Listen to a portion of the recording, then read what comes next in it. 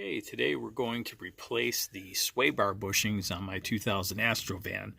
This is the bushing here. We got a bolt here, another one kind of hidden up back in here. They're 15 millimeter. We got to take these out on both sides of the van to drop the sway bar down. And then we're going to replace it with some better bushings than what we have in here, something that'll last. I wire out these stock ones every year. These are the upgraded bushings that we're going to put in. I swear they said these are thermoplastics. I was looking for polyurethane, but these popped up. Moog makes them. Moog makes them. And I got them from Energy Suspension's website. So we're going to pop these bad boys in and get rid of this wearing them out too fast problem. The thing that'll help you to do this is to turn your wheels. Sorry about the sun there. Turn your wheels all the way to the right when you're taking the passenger side bolt out. This gets you more room in here to work with, so you can get a ratchet and a socket up inside there on this particular one. And then looks like we'll be using an open-end wrench to get the other one out. When you're doing this job is to go back and forth. Now I've turned to the left and I'm doing the driver's side to loosen up this one. This is what they usually do. They just fall and split and crack apart, rot, dry up, you name it. But we're going to loosen these two bolts. We got the ones on the other side loose by about 1/4 inch, but you can't get the back bolt out very well because this side is still holding the sway bar up against the frame. So we're going to loosen this one a little bit to get some working room back and forth from the left side to the right side. So we got our two bolts out on this side, and the driver's side had a bolt in the front, an actual stud with the nut in the back. It's kind of surprised to see that. So now that we got these taken out, what we want to do is pull off this metal clamp here. See if I can hold the phone and do it at the same time.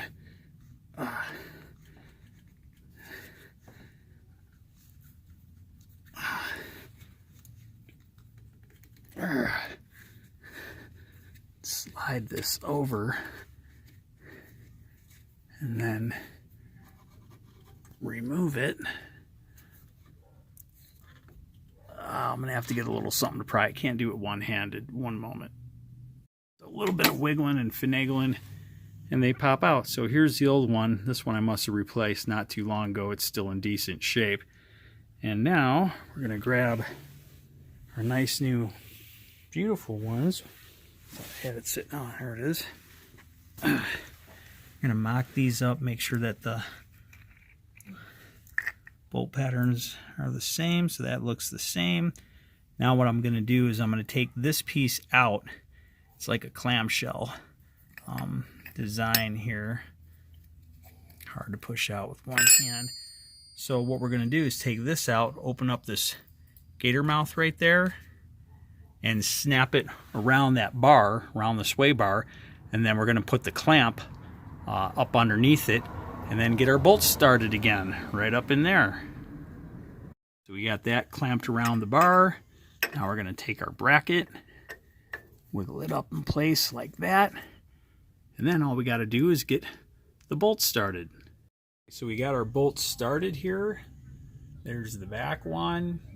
This is the passenger side. I had to drop it off the jack a little bit to release some pressure on the sway bar to help line those bolts up. They're a little bit of a pain. Had to use a little bit of crowbar action and a gripper here. That came in handy. But once you get the bolts started on this side, the other side should be quite a bit easier. So we're going to work these in a little bit and work our way over to the other side. Okay, so we put it back up on the jack a little bit here and turn the wheels to the driver's side. And we have this one started here. So we're just going to get this other bolt started and start tightening these bad boys up.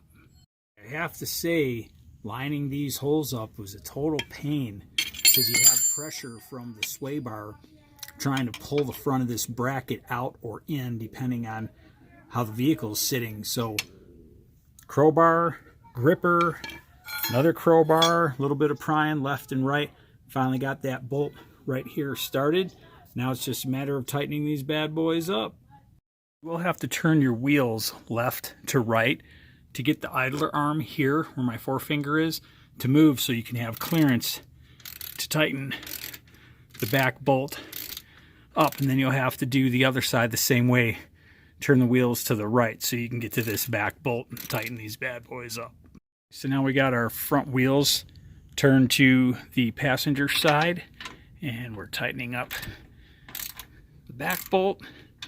Then we got to do the front bolt. And with the front bolt here, you have to use an open wrench because the socket won't fit inside there. A gear wrench sure would be nice. I thought I had one, but evidently not. So get this bad boy in. Those bolts nice and tight. And there's our finished product. Hopefully these will last a lot longer than the other ones. They're a much more durable type of plastic. I think they were like 20 or 22 bucks on Energy Suspension's website. So that's pretty much all you need to do there, and you're good to go. Mark, thanks for watching.